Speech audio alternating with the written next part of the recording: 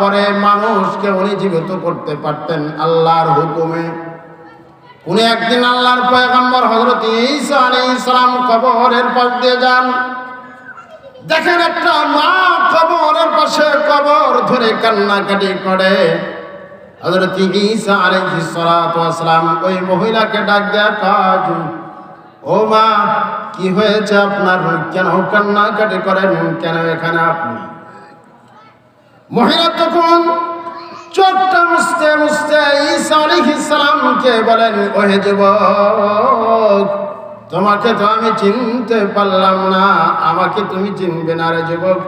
আমি হলাম এমন মা যার সমস্ত সন্তান শেষ হয়ে গেছে, স্বামী নাই, কিচ্ছু নাই, একটি মাত্র মেয়ে আমার ছিল, সেই মেয়েও কিছুদিন আগে মৃত্যুবরণ করেছে।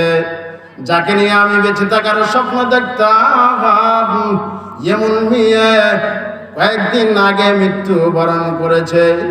বিরহ বেদনা সহ্য না করতে পেরে কবরস্থানে এসে কবর ধরে কান্নাকাটি করি, আর আমি নিজেকে সান্ত্বনা দেই, আর তো আমার মেয়ে ফিরে আসবে না, আর দেখতে পারবো না, আমার বেঁচে থাকার স্বপ্নটুকু আমি হারিয়ে ফেলেছি। ও যুবক, এই পেরেশানিতে আমি কবরস্থানে এসে কান্নাকাটি করি। আল্লাহর পয়গম্বর হযরত ঈসা আলাইহিস সালাম বলেন, ও মা, আপনার সন্তানকে আমি জীবিত করতে পারবো না, তবে এতটুকু করতে পারি, আপনার সন্তানকে সাময়িক আমি জীবিত করে দেখাইব কোন অবস্থায় আছে, আপনি অনুমতি দিবেন কিনা? আচ্ছা বলুন দেখি, যদি কোনো সন্তান হারা মাকে সন্তান জীবিত করার কথা বলা হয়, সে কি অনুমতি না দেয়া পারে? অবশ্যই অনুমতি দিবে। মা অনুমতি দেওয়ার সাথে সাথে আল্লাহর পয়গম্বর হযরত ঈসা আলাইহিস সালাম কুম বিইজনিল্লাহ বলার সাথে সাথে কবর থেকে ওই মেয়ে দাঁড়িয়ে গেছে, সুন্দর সুশ্রী পোশাক নিয়ে দাঁড়িয়ে গেছে। এই মেয়ে এবার কি কয় শুনুন। ঈসা আলাইহিস সালাতু ওয়াস সালামকে লক্ষ্য করে বলেন, ওগো আল্লাহর পয়গম্বর, কেন আমাকে জীবিত করলেন, কেন আমাকে উঠাইলেন? আল্লাহর পয়গম্বর কোনো জবাব দেয় না। এবার উনি তার মায়ের দিকে লক্ষ্য করে বলেন, ও মা, কেন এত বিচলিত হইতেছেন, কেন আপনি আস্থাহারা হয়ে পড়েছেন, কেন এরকম ভাবে পেরেশান হয়ে গেছেন? চিন্তার কোনো কারণ নাই, পেরেশান হওয়ার কারণ নাই। আল্লাহ রাব্বুল আলামিন তার তৈরি জান্নাত আমাকে দান করেছে। ঈসা আলাইহিস সালামের দিকে ফিরেছেন। ঈসা আলাইহিস সালাম ওই মেয়েকে বলে, ও মেয়ে, তোমার কি কোনো কিছু চাওয়ার আছে? মেয়ে তখন কয়, ওগো আল্লাহর পয়গম্বর, কয়েকদিন আগে মৃত্যুবরণ করেছি।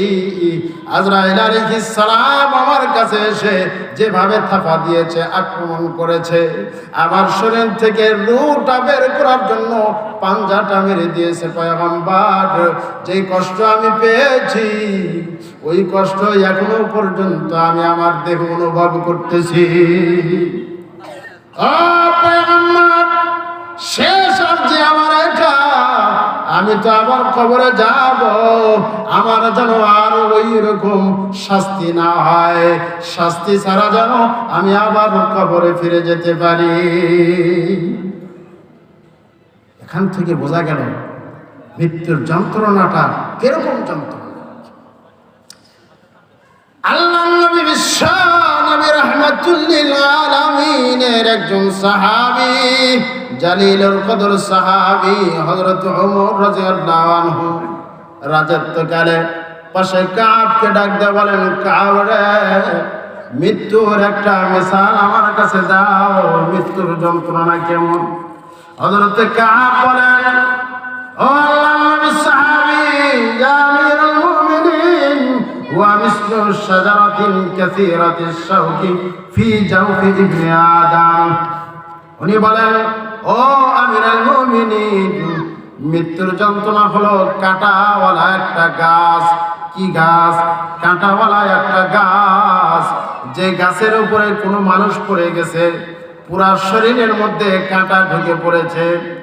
দূর থেকে একজন মানুষ দেখেছে কাঁটার মধ্যে ওই ব্যক্তিটা পড়ে গেছে, দৌড়ে তার কাছে আসছে, আসার পরে ওই ব্যক্তিটাকে কাঁটা থেকে আলাদা করতে চায়। এবার চিন্তা করে দেখুন ওই কাঁটাটা বের করার সময় কতই না কষ্ট লাগবে, কত খারাপ লাগবে।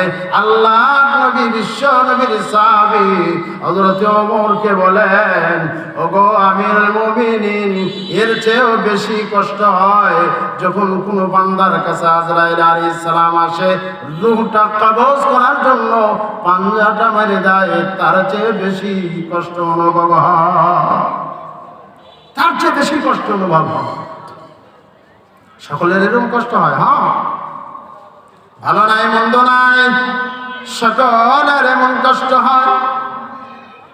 যারা খারাপ মানুষ, ফাসিক ফুজ্জার, তারা হারে হারে টের পায়, হারে হারে টের পায় যে তারা বুঝতে থাকে কেমন যন্ত্রণা। আর ভালো মানুষের ভয়, কিন্তু ভালো মানুষ সে বুঝতে পারে না। কারণ হলো তাতানাজ্জালু আলাইহিমুল মালাইকা আল্লা তাখাফু ওয়া লা তাহজানু।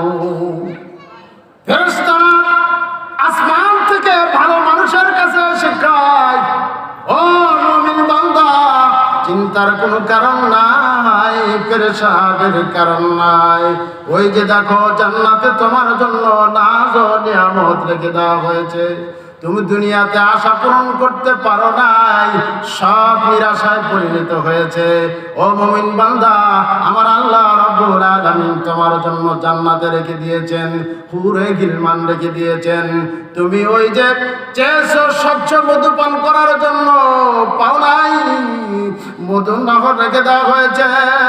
তুমি চেয়েছো স্বচ্ছ পানি খাবে, পাও নাই, অনেক সময় স্বচ্ছ পানির নহর রেখে দেওয়া হয়েছে, খামারের নহর রেখে দেওয়া হয়েছে, স্বচ্ছ দুধের নহর রেখে দেওয়া হয়েছে, নাজ নিয়ামতে ভরপুর।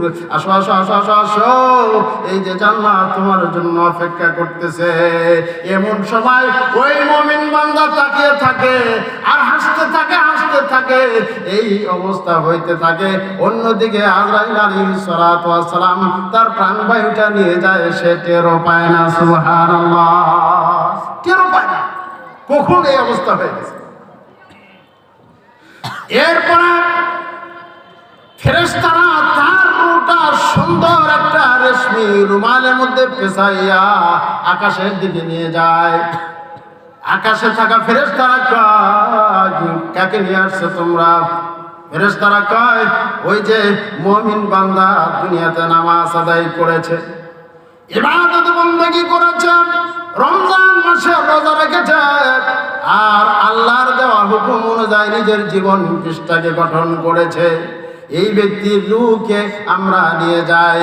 বলার সাথে সাথে প্রথম আকাশের দায়িত্বরত প্রহরীরা, সিকিউরিটিরা সঙ্গে সঙ্গে পারমিশন দিয়া দিবে, এই বান্দা চলতে থাকবে। সুবহানাল্লাহ, যাইতে যাইতে যাইতে যাইতে আল্লাহ রাব্বুল আলামিনের ইল্লিয়িনের মধ্যে তাকে স্থান দেওয়া হবে।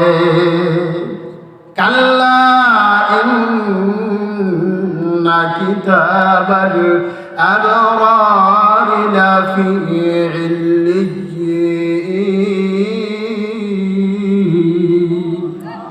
ইল্লিয়িনের মধ্যে স্থান দেওয়া হবে।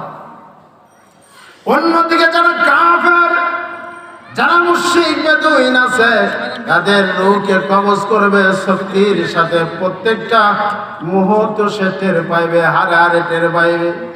শক্তির সাথে জান কবজ কইরা যখন তাকে উপর দিকে নিয়ে যাওয়া হবে, জিজ্ঞেস করবে, কাকে নিয়ে আসছো, কাকে নিয়ে আসছো?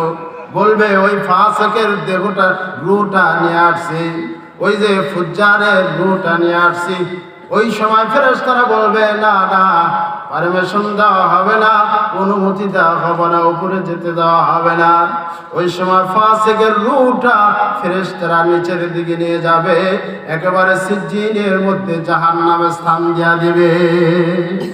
কাল্লা ইন্না কিতাবাল ফুজ্জারি লাফি